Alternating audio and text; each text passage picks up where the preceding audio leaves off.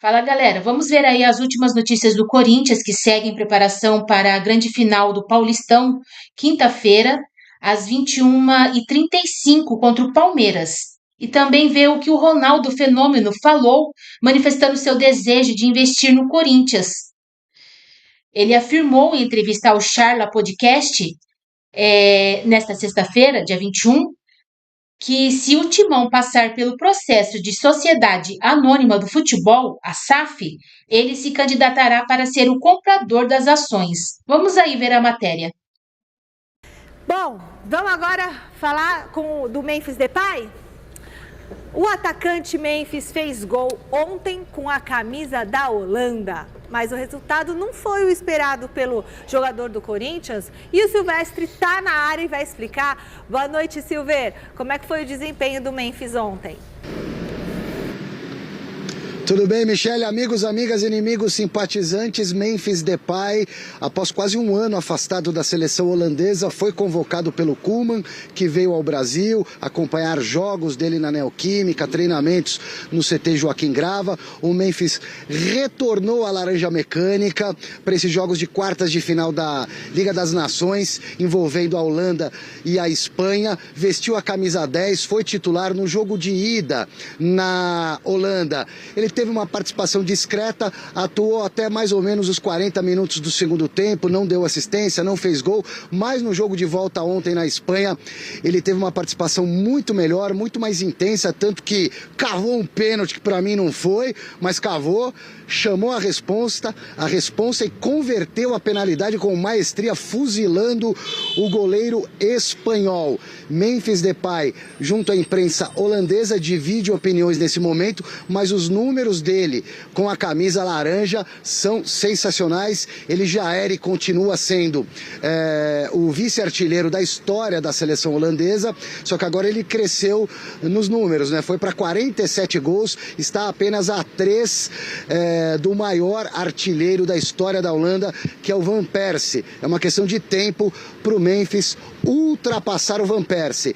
Memphis Depay retorna da Europa em jatinho particular e é aguardado aqui no Corinthians para reapresentar-se amanhã, iniciando assim o trabalho dele junto com os demais companheiros de time para a finalíssima do Paulistão, quinta-feira à noite na Neoquímica Arena. Além do Memphis, que deve se reapresentar amanhã, outros 4 jogadores a serviços das seleções respectivas aí que disputam eliminatórias sul-americanas. Esses 4 jogadores só devem chegar para o treinamento na véspera do jogo, na quarta-feira. Estou falando do Félix Torres, do Martínez, do Carrilho e também do Romero, que segundo o Corinthians voltará de carona no mesmo avião que trará o Richard Rios, porque os dois se enfrentam amanhã à noite na Colômbia, no confronto entre a Colômbia e o Paraguai, Michele. Memphis Depay volta, mas jogou muitos minutos. A preocupação é com relação à questão física. No jogo de ontem, por exemplo, ele foi até a prorrogação. Foi substituído aos 10 minutos do primeiro tempo da prorrogação.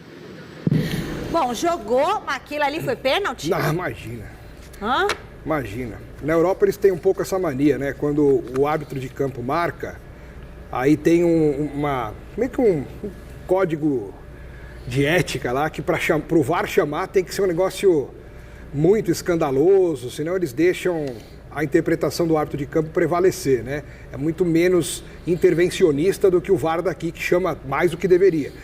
Mas não foi pênalti. Agora, em relação ao Depay, o Memphis Depay, ele vai voltar. Essa história de cansaço, o jogo é só quinta, né, gente? Hoje é segunda. Então. Volta de avião. Volta de avião particular, vai ser muito bem tratado. Volta dormindo. Deve ter massagem no avião. Chega aqui, descansa, dorme, come bem. Você acha que hoje, sendo segunda-feira, na quinta, ele vai estar cansado pelo que ele fez ontem? Eu quero saber do jogador, o fuso horário. E aí, Não tem nada a ver. Não? Nada. Poxa, pelo amor de Deus. Mas vem no avião, ali sentado. Não tá vindo de busão, tá vindo de avião. De avião, mas tem cama no avião dele? Deve ter, acho que tem. Os 2 jogos, os 2 pênaltis marcados ontem não existiram. Não existiu? Não existiu. Ele caiu sozinho? O que foi? Não, o jogador da Espanha também cavou um pênalti que não existiu. O árbitro deu, né? como o Xará disse, o VAR lá não se mete, o árbitro marcou o pênalti que não existiu, assim como esse pênalti no Depay, que não foi nada. A Espanha eliminou a Holanda nos do pênaltis. Depay. Né? Então tá fora, mas a Espanha é melhor. Mais forte. É mais forte. Nations League, isso é bom pro Corinthians. Não vai chamar mais ele. Né? Mas tem... Agora vai ter mais tempo para eliminatórias, né? Não sei. Bom, tem um assunto que repercutiu muito entre os corintianos no final de semana, que é a possibilidade do Ronaldo, o Ronaldo Fenômeno, comprar o Corinthians, gente. Ô Silvestre, que história é essa? Isso é fato ou é boato? Não, é fato porque ele falou lá pro pessoal do Charla Podcast, nessa mesma entrevista, se eu não me engano, em que ele cita Neymar, falou de tantos assuntos importantes. O Ronaldo, quando questionado a respeito de uma possível SAF do Corinthians, demonstrou interesse. Seria o primeiro da fila a tentar fazer negócio com o Corinthians, pelo tamanho do Corinthians. Lembrando que o Ronaldo teve uma participação incrível no Corinthians em 2008, 2009, quando ele voltou a jogar futebol mesmo acima do peso, arrebentou, deixava todo mundo no chinelo, foi campeão paulista, fazendo cada golaço, campeão da Copa do Brasil no Paulistão, ganhou do São Paulo na final. Na Copa do Brasil foi campeão em cima do Internacional, gols decisivos. Naquele período, o Ronaldo, associado até à diretoria, ajudou nos negócios do Corinthians, a melhorar, por exemplo, o CT, trazer patrocinadores, angariar valores também para melhorar a estrutura do Corinthians. E quando questionado nesse bate-papo de podcast que vai entre aspas, ludibriando o entrevistado, vai deixando o entrevistado bem confortável, numa possibilidade, você não joga, mas caso o Corinthians se transforme numa SAF, coisa que não é cogitada aqui internamente, pelo menos em larga escala por enquanto, o Ronaldo é o primeiro da fila. Fala aí, Fenômeno. Cara, o dia que o Corinthians decidir fazer a SAF, eu sou comprador, cara. Eu arrumo dinheiro no mercado. Eu sou comprador e vou adorar fazer. Vou adorar envolver o torcedor. A gente tem um tesão enorme de trabalhar esse marketing, né? Tá louco. Resolve a dívida do estádio. E aí é só olhar pra frente, cara, com um orçamento grande, porque o Corinthians fatura dinheiro. Sim. Fatura bem. E organizado vai faturar mais ainda, né? Só para deixar claro, o Corinthians não está se transformando em SAF. Em caso de, o Ronaldo levanta a mão e é o primeiro interessado a eventualmente comprar a SAF do todo poderoso Timão. Corinthians, que vive um processo político complicado, com impeachment ainda congelado no Conselho, foi aprovado no Conselho a votação, a data da votação ainda está congelada, aguardando aí uma questão de segurança da cidade, porque alguns conselheiros foram ameaçados no dia da votação. A coisa ainda está no Conselho, a questão do impeachment, os conselheiros têm que decidir a favor ou contra o impeachment. Se o impeachment for aprovado no Conselho numa data ainda a ser definida, os sócios aqui do clube, da sede social do Corinthians, no Parque São Jorge, ainda tem que validar a votação dos conselheiros. Então, o Corinthians está num outro processo, mas em caso de SAF, o Ronaldo, que já ajudou muito o Corinthians, como eu disse, quando jogou aqui em 2008, 2009, ajudou dentro e fora de campo, o Ronaldo Fenômeno se interessa, Michele. Ele já comprou um time, já vendeu o time, então ele deu, né? O Cruzeiro, ele comprou e vendeu, ou seja, não conseguiu gerir, né? Não conseguiu levar adiante. Ele vendeu por mais, né? Tudo bem, mas então ele desistiu de fazer a administração do que ele comprou e preferiu vender. Valladolid e o Cruzeiro. E pelo jeito as duas situações não deram muito certo, né? E acho difícil a torcida deixar vender uma coisa, Michele, eu acho que é ter o dinheiro suficiente para comprar o que você quiser no mundo. Outra coisa é você ter capacidade de gerenciar tudo aquilo, de ser o líder daquilo e administrativamente conseguir fazer as coisas que tem que ser feitas. Quando ele viu o calo apertando no Cruzeiro, deu a chance de vender, vendeu. Se ele acreditasse naquilo, mesmo com dinheiro, falou, não, eu comprei, eu não preciso de dinheiro, eu comprei porque eu quero, então eu vou fazer do Cruzeiro a minha potência. Não era esse o intuito, mas não sei, podia até ser o intuito, mas quando ele viu uma oportunidade de vender, ele optou pelo dinheiro e não pelo trabalho, pelo projeto, pelo planejamento. Então eu acho assim, o Ronaldo é um grande ídolo do futebol brasileiro, dentro de campo, um dos maiores que eu vi na minha vida, mas fora de campo. ele faz os seus negócios, é um dinheiro que não tem fim, que não acaba mais, então mesmo se algumas coisas não dão certo, ele não sente, começa outra coisa, e outra coisa, e outra coisa, e beleza, e toca o barco e o Ronaldo sempre vai ser o fenômeno, pelo que ele fez em campo. É isso aí, concordo. E outra, Michele, se o Corinthians decretar, vai, lá na frente SAF, quem que não vai querer comprar o Corinthians? Não, vai ter fila. Aí vai ter fila, tem que fazer um leilão. Exatamente. Né? Inclusive a Gaviões... Pessoal, ó, mas já acabou, fala rapidíssimo. A Gaviões da Fiel... tem um minuto? Pra mim é 59. Não. Então Ai, eu achei que era 59. Achei que era 59. A Gaviões emitiu uma nota, inclusive, né? A Gaviões que é tão influente no Corinthians, não repudiando, mas indo completamente contra a possibilidade de pensar em tornar o Corinthians SAF. Eu não falei, eles não vão deixar vender o Corinthians. Imagina vender o Corinthians, gente. O que é isso?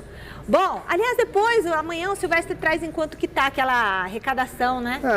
Não tá. 30 e poucos milhões. Porque aí o pessoal parou de falar. Tem que falar todo dia, divulgar quanto que tá.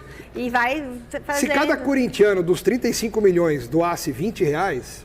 A 20 é muito. 18. Fizeram a conta. Se cada corintiano, dentre os 35 milhões... 38 milhões e 900 mil. Então, é um bom dinheiro. É um bom, mas não são 700 milhões que precisa, né? Calma. Tá um pouquinho longe, né, eu acho. Calma, é porque teve carnaval.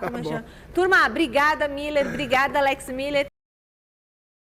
O Corinthians quer transformar a Neoquímica Arena em um caldeirão na quinta-feira para alcançar o seu 31º título do Campeonato Paulista. Em parceria com torcedores organizados e seu patrocinador Master, o Timão prepara um ambiente de apoio aos jogadores e pressão ao rival Palmeiras na decisão estadual. Detalhes da festa ainda são mantidos em sigilo, mas já está confirmada a realização de um mosaico no setor leste da arena, no momento da entrada dos times em campo. Também haverá a habitual queima de fogos feita pelo Corinthians nas partidas em Itaquera. Serão distribuídas milhares de bexigas e bandeirolas em diferentes setores do estádio. São esperados cerca de 48 mil torcedores na arena da Neoquímica. A gente tem todo o cuidado. Estamos discutindo isso desde o dia seguinte da semifinal. Nos reunimos com os patrocinadores, entendendo também os movimentos que as organizadas querem fazer no setor norte. A ideia é fazer um ambiente caldeirão, disse Vinícius Manfred, superintendente de marketing do Corinthians, à TV do clube. O dirigente ainda falou sobre os cuidados para que o clima antes da decisão não sirva para estimular o rival. É um jogo super importante e desafiador. A gente não pode, em momento algum, promover qualquer coisa que possa servir ao outro lado de motivação. A gente não precisa falar sobre o outro. A gente, como instituição, tem que respirar o adversário. A Esportes da Sorte, principal patrocinadora do Corinthians, deve custear parte dos adereços, como vem acontecendo desde quando a parceria foi iniciada no ano passado. Como acontece desde 2016 em São Paulo, o clássico desta quinta-feira terá torcida única. Como venceu o duelo de ida por 1-0 no Allianz Parque, o Timão poderá ser campeão até mesmo por um empate.